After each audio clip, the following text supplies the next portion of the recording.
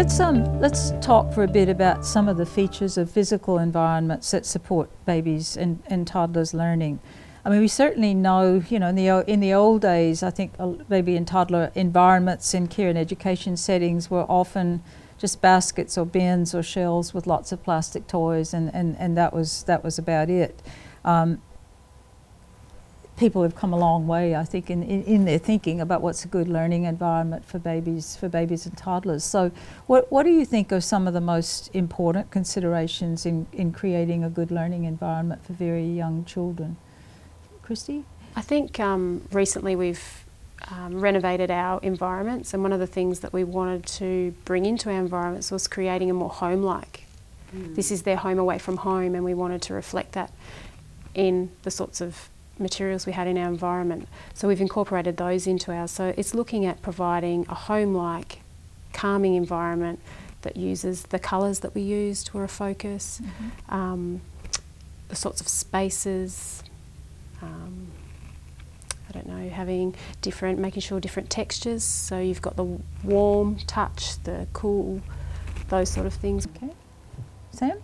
I think it's really important to have a familiar space for babies, somewhere where they feel comfortable and also that they feel they have control over their environment, they know where everything is. But at the same time, it's really important to have some things that are changing to, you know, keep up with their learning and continue to have challenges within the environment as well.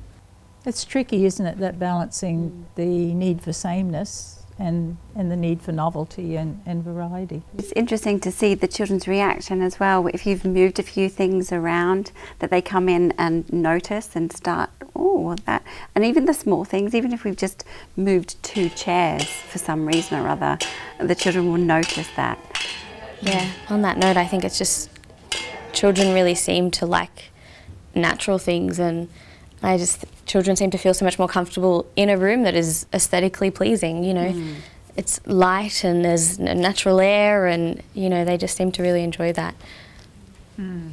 It's beautiful. So planar backgrounds, do you think? Or, I mean, you know, can you buy a lot of very busy, bright materials and equipment that are often designed specifically to appeal to very young children. So are you saying that you're not a great fan of those? Or? I don't tend to like the busyness. I like to kind of keep things natural looking, pale tones. One of the, I guess, very basic considerations that maybe is not so much a problem now in services, but it sometimes seems as though people think that because babies and toddlers are the smallest people in the centre, that they need less space, and that bigger children need bigger spaces. And it seems to me it's almost the opposite, that partly because babies and toddlers love moving around in space is a fantastic activity, and also because it's a struggle sometimes for them to get along with each other in a group, and so having enough space is a very, very basic consideration, isn't it? And we talked before in another segment about the arrangement of space and creating smaller spaces within spaces. I think, Christy, you talked about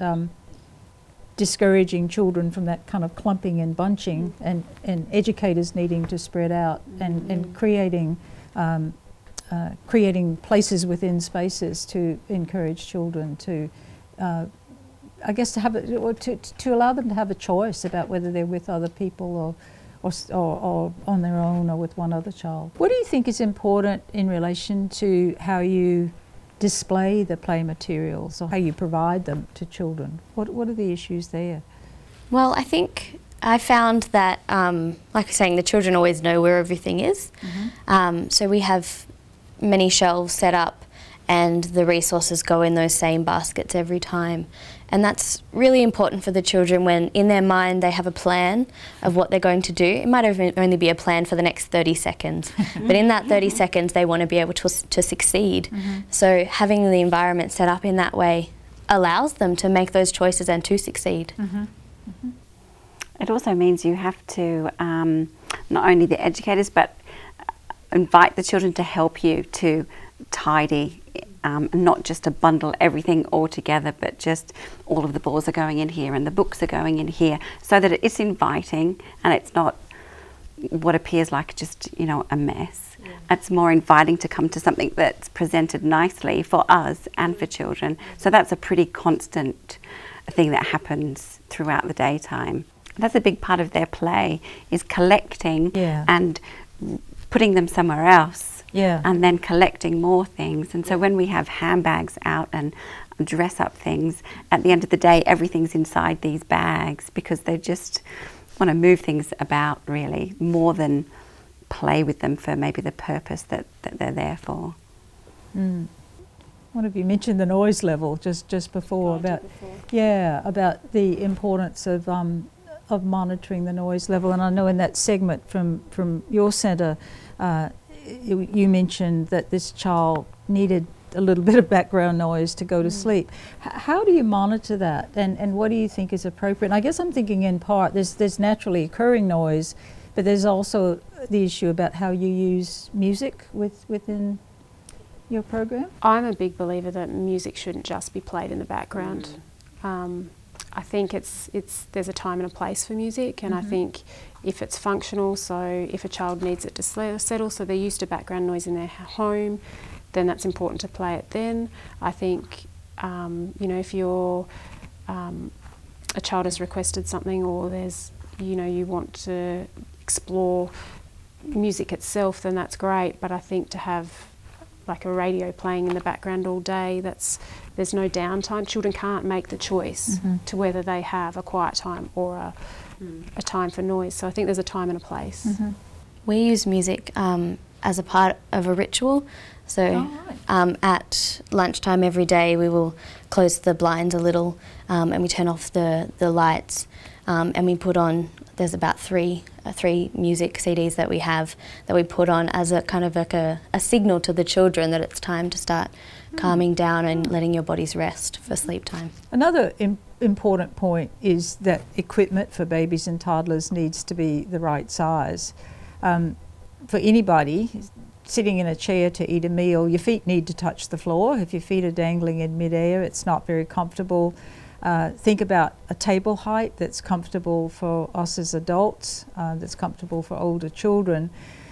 You don't see it so much anymore, but occasionally you do see babies, well, not so much babies, but toddlers sitting at tables that come up almost to their necks, almost chest high, and trying to eat that way. So I think it's really important to look around at the scale of the environment, and to think about how short babies and toddlers are, and make sure that the environment caters for that. Another thing that you've alluded to when you were talking about environments is the importance of natural materials, and not just plastic versions of things. And I guess related to that is the importance of having, whenever you can, having real objects instead of pretend play plastic versions of real objects. So things like having a plastic dinner set, or having saucepans, those kinds of things, rather than the commercial versions of those that you can buy in toy shops. Is that something you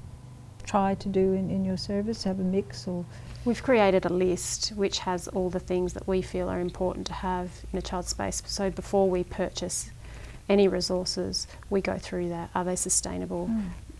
Are they appropriate? Those sorts of things. So, and that is one of our considerations.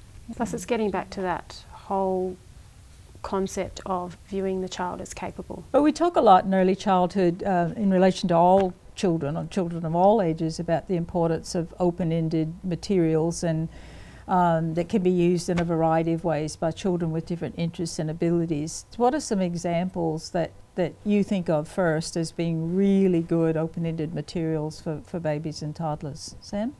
Well, the first thing I thought of was actually, it's a very strange resource, not many people have them, but they're these wooden boards. They're actually in one of the videos before, and they're quite large, and the children, you can have them over this way or you can have them this way, and the children, they use them in a variety of ways. They use them to do row and rock back and forth, or they climb over them, or they stack them together. They're so creative with them, and yeah, they're a great resource. Yeah. Any others that you think of? Well, just natural materials such as rocks. The things that children do with rocks is pretty amazing. Stacking them, making music. So yeah. Christy? I was going to say things like they like putting things in things and taking them out. They like seeing things disappear and then come back again, like hiding, so scarves and things like that. The interactions and the games that you see through children being able to hide or feeling like we can't see them. Leaves, things that make sound, so you know it's the autumn time where it's crunching. I think they're all, if you can bring all of those, that bringing it's the bringing the inside outside and the outside in, I think is a really good thing to do with resources. Yeah, I mean it's almost as though if any object around the house or around the centre or around the family daycare home or whatever, if it's safe for babies and toddlers, bring it in and let them give it a go, because I mean I would have never predicted that piece of equipment that you mentioned, Sam, that it would be used in so many ways that you've described. So it's almost as though they're cleverer at figuring out how to use materials than we are. So just give it to them and see what happens. So we're going to look at something that's kind of quite the opposite of what we've been talking about. But when we were at one of the centres, there was an example of a toy that seemed to be immensely attractive to the children. And I believe it was at your centre, Christine, I believe you said it wasn't that it was new, it had been around for a while, so it wasn't, you know, anything new is incredibly attractive. And we thought we'd like to include this sequence of children using this commercial toy, because it kind of defies a lot of the things that we've said about natural materials and not so much plastic and open-ended. It's pretty much none of those things, and yet it seemed to attract so much attention. So we'll watch this little segment, and if you feel like making a couple of comments about why you think, or is this yet another one of those mysteries with babies and toddlers, why do you think this worked, and what can we learn from that, and what do we think children were learning from it? Can you hear it? Oh, you touch the nose and it sings. Oh, that one's showing its tail. The lamb. Yay! What do you think about that? I mean, why was that that filming happened over a fairly short period of time? It's not as though we were there for 3 days and, you know, put together a lot of footage. It was a very attractive toy. Why do you think that's so? I thought it was that the children may have thought it was attractive because it's that posting and where has it gone, and all of the coins are collected and then you have to open something to retrieve them. So I was maybe thinking that it was the process of that they enjoyed, and then they were taking it in turns to put something through. So I don't know if it's really that it was a pig and that it was pink. I think it could have been any colour and any shape, and just that posting and oh, okay, and do it again. That's that repetition as well. And I can get them out because it looked like they were able to open the door and retrieve the coins and do it again. So I think that's what held their interest. Yeah. I found it so interesting that right at the end, that young boy was trying to stick the puzzle pieces in as well. It seemed like he was really testing out what is this space and what else could fit in here. Yeah. I think when there's one of something, generally the children are drawn to it, and when it's moving, so something on the go, so a bike in the corner is not as exciting as the bike that's being pushed around the playground. So if one person's fascinated with it at that age, it's likely to catch on and other people will become fascinated. I think so. So that one was donated, but if we were to go and buy 5 more pigs, I don't think it'd have the same. No, it wouldn't have the same value as what it has on its own. Right. Yeah. So I mean, it is interesting to speculate about what's attractive and what criteria, assuming you all have limited budgets for purchasing play materials, what criteria you should use, and what can you substitute that doesn't cost anything. I mean, that's an interesting point, that if your theory is that it's the posting and it's the fact that it's something unusual and there's one of them, okay, what can you create that doesn't cost any money, that provides the same learning opportunities? Yeah. So what we tried to say about the environment and becoming is that the environment isn't just a backdrop to learning, that the environment actually creates opportunities for children's learning, and that a well set up environment is an environment that engages children and that frees adults then to have quality interactions with young children.